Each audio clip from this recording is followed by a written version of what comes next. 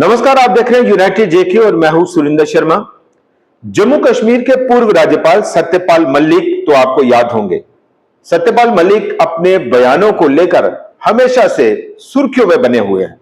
जब वो जम्मू कश्मीर के राज्यपाल थे तब भी, उसके बाद वो गवर्नर गए गोवा के तब भी, और उसके बाद किसी कॉन्स्टिट्यूशनल पोस्ट पर न रहने के बाद भी सत्यपाल मलिक के बयान सरकार की मुश्किलें बढ़ाते हैं और सत्यपाल मलिक अपने बयानों को लेकर पिछले काफी समय से सुर्खियों में है। बड़ी बात यह है कि सत्यपाल मलिक पर सीबीआई द्वारा एक चार्जशीट दायर की गई पिछले 15 दिन पहले, और 15 दिन के बाद सत्यपाल मलिक ने अपनी चुप्पी तोड़ी है। दरअसल उनके ऊपर करप्शन के जो मामले हैं उसको लेकर जो चार्जशीट है वो दायर की गई है। सत्यपाल मलिक ने, जब वो जम्मू कश्मीर के गवर्नर थे, तो 2021 में उन्होंने राजस्थान के किसी झुंझुनू इलाके में एक बयान दिया कि जब वो जम्मू कश्मीर के गवर्नर थे तो उनको 2 फाइलों को पास करने के लिए 150 करोड़ रुपए की जो रिश्वत है वो ऑफर की गई। उसके बाद यह मामला काफी ज्यादा सुर्खियों में आया और सीबीआई जो है वो इस मामले की छानबीन में जुट गई और सीबीआई ने सत्यपाल मलिक के कई ठिकानों पर भी छापे मारे, उनके घर पर भी छापे मारे, और करीब 15 दिन पहले जो चार्जशीट दायर की गई और उसमें सत्यपाल मलिक और उनके 2 सेक्रेटरीज और कुछ अन्य लोगों के खिलाफ जो है वो चार्जशीट दायर की गई। इस वक्त सत्यपाल मलिक दोबारा से सुर्खियों में क्यों आए हैं? दरअसल सत्यपाल मलिक इस साल के मई महीने से राम मनोहर लोहिया अस्पताल में भर्ती हैं और उन्हें किडनी की शिकायत है और वहां से वो अपना इलाज करवा रहे हैं, लेकिन ट्विटर पर वो पूरी तरह से एक्टिव हैं। सत्यपाल मलिक ने अपने ट्विटर पर दोबारा से जो है वो एक पोस्ट की है और उस पोस्ट में उन्होंने कहा है कि जिस करप्शन का उन्होंने भंडाफोड़ किया, जिस करप्शन के खिलाफ उन्होंने बिगुल बुझाया, अब उसी करप्शन के मामले में सरकार उन्हें फंसाना चाहती है, या कौन उन्हें फंसाना चाहता है, इसको लेकर सत्यपाल मलिक ने अपना एक लंबा चौड़ा जो ट्वीट है वो किया है। अब उस पूरे ट्वीट में सत्यपाल मलिक का क्या कहना है वो हम आपको बड़ा जल्दी से बताते हैं।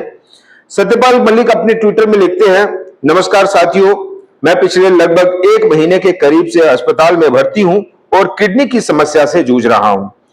परसों सुबह से मैं ठीक था, लेकिन आज फिर से मुझे आईसीयू में शिफ्ट करना पड़ा। मेरी हालत गंभीर होती जा रही है। मैं रहूं या ना रहूं, इसलिए अपने देशवासियों को सच्चाई बताना चाहता हूं। जब गवर्नर के पद पर था तो उस समय मुझे 150 करोड़ रुपए की रिश्वत की पेशकश की गई, परंतु मेरे राजनीतिक गुरु किसान मसीहा स्वर्गीय चौधरी चरण सिंह जी की तरह ईमानदारी से काम करता रहा और मेरा ईमान वो कभी डिगा नहीं सके। कौन लोग डिगा नहीं सके वो एक अलग बात है। जब मैं गवर्नर था उस समय किसान आंदोलन भी चल रहा था। मैंने बगैर राजनीतिक लोभ लालच के पद पर रहते हुए किसानों की मांग को उठाया, फिर महिला पहलवानों के आंदोलन में जंतर मंतर से लेकर इंडिया गेट तक उसकी हर लड़ाई में उनके साथ रहा। पुलवामा हमले में मैं शहीद वीर जवानों के मामले को उठाया और जिसकी आज तक इस सरकार में कोई जांच नहीं करवाई गई। इसके अलावा सरकार मुझे सीबीआई का डर दिखाकर मुझे चार्जशीट में फंसाने की बहाने ढूंढ रही है। जिस मामले में मुझे फंसाने चाहते हैं उस टेंडर को मैंने खुद ही निरस्त किया। मैंने प्रधानमंत्री जी को बताया था कि इस मामले में करप्शन है और उन्हें बताने के बाद मैंने खुद उस टेंडर को कैंसिल किया। मेरा तबादला होने के बाद मैं किसी अन्य के हस्ताक्षर से यह टेंडर हुआ। मैं सरकार और सरकारी एजेंसियों को बताना चाहता हूं कि मैं किसान कौम से हूं।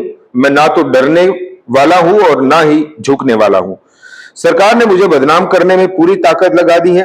अंत में मेरा सरकार से और सरकारी एजेंसियों से अनुरोध है कि मेरे प्यारे देश की जनता को सच्चाई बताना जरूरी है और आपको छानबीन में मेरे पास मिला क्या। हालांकि सच्चाई तो यह है कि 50 साल से अधिक लंबे राजनीतिक जीवन में मुझे बड़े बड़े पदों पर रहने का मौका मिला, देश की सेवा करने का मौका मिला, और इसके बावजूद आज भी मैं एक कमरे के मकान में रह रहा हूं, कर्ज में भी हूं और अगर आज मेरे पास धन दौलत होती तो मैं प्राइवेट हॉस्पिटल में इलाज करवाता। सत्यपाल मलिक, पूर्व गवर्नर। तो ये एक सत्यपाल मलिक की एक ओपन जो लेटर है वो देश के नाम उन्होंने की, और ये पूरा माहौल जो है वो सत्यपाल मलिक और सरकार के बीच लगातार जो है वो गर्माता जा रहा है। सत्यपाल मलिक के लगातार ऐसे बयान सरकार की मुश्किलें भी बढ़ाते रहे हैं, लेकिन सरकार ने अपने काम करने के तरीके और हाव भाव से कभी ये नहीं दिखाया कि सत्यपाल मलिक द्वारा लगाए गए आरोप और उनके बयानों से सरकार को कोई फर्क पड़ता है। अब ये पूरा मामला क्या है वो जम्मू कश्मीर के लोगों के लिए समझना इसलिए भी जरूरी है कि किश्तवाड़ के कीरू इलाके में एक प्रोजेक्ट था, हाइड्रो इलेक्ट्रिक पावर प्रोजेक्ट था, करीब 624 मेगावाट पावर प्रोजेक्ट, और ये करीब 227 कुछ करोड़ का प्रोजेक्ट था।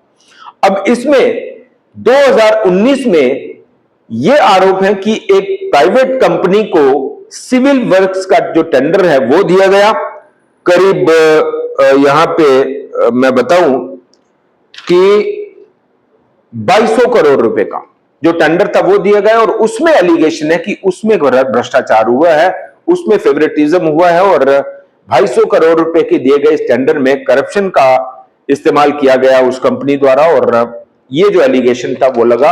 और जो सत्यपाल मलिक है उन्होंने ये आरोप लगाया कि एक बड़ा उद्योगपति और कांग्रेस और माफ कीजिए पीडीपी और भारतीय जनता पार्टी की सरकार के दौरान उस सरकार का एक मंत्री, ये दो लोग जो है वो उनसे अप्रोच कर रहे थे, और उनको अपने सेक्रेटरी से यह जानकारी मिली कि इस मामले में करप्शन हुई है, और 2 फाइलों को पास करने के लिए 150 करोड़ रुपए की जो रिश्वत है वो ऑफर की गई कि ये जो 2 फाइलें हैं वो पास कर दी जाएं, और उसके ऊपर सत्यपाल मलिक ने ये बड़ा बम फोड़ा।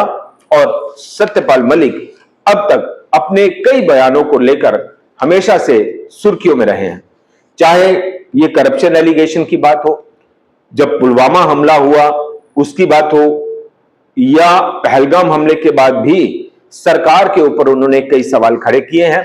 और सत्यपाल मलिक इस वक्त अपना इलाज करवा रहे हैं, लेकिन अस्पताल से भी वो पूरी तरह से एक्टिव हैं, पूरी तरह से ट्विटर पर एक्टिव हैं, और अपने हित में या अपने तरफ जन भावनाओं को आकर्षित करने के साथ साथ एक अपने प्रति एक सिंपैथी गेन करने का भी जो तरीका है वो सत्यपाल मलिक बड़े अच्छे तरीके से जानते हैं, और सरकार के ऊपर लगातार इस तरह के जो सवाल हैं वो उठाते रहे हैं।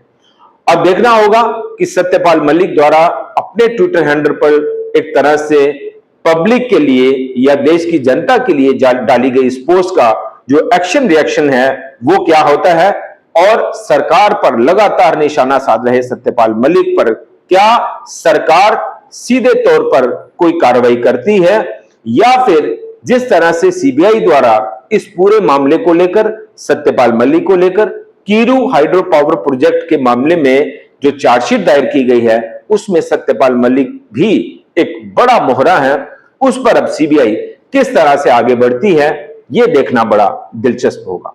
फिलहाल इतना ही। नमस्कार।